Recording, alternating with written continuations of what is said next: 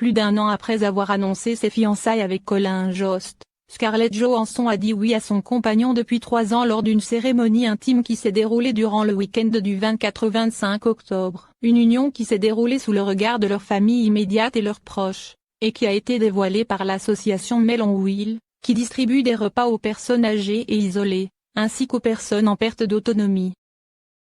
Si cette association a dévoilé cette grande nouvelle, c'est parce que pour leur mariage Scarlett Johansson et Colin Jost n'ont pas demandé les traditionnels cadeaux de mariage de la part de leurs invités, mais de faire des dons pour l'association Melonville. Leur souhait de mariage est de contribuer à faire une différence pour Melonville. Vous pouvez faire un don ici pour célébrer l'heureux couple, a ainsi écrit l'association sur Twitter, qui a plus que jamais besoin de dons pour distribuer ses repas, notamment durant la pandémie de Covid-19 qui fait rage aux États-Unis.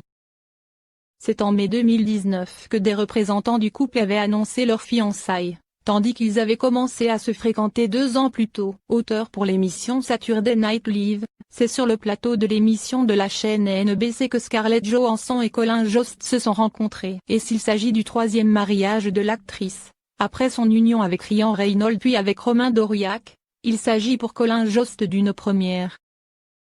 Et avant de rencontrer sa bien-aimée, il avait même peur du mariage. J'avais tellement peur du mariage pendant si longtemps parce que chaque fois que je parlais à quelqu'un qui venait de se marier ou qui était sur le point de se marier, c'était comme, oh mon Dieu, il faut le faire. Qu'est-ce qui pourrait mal tourner?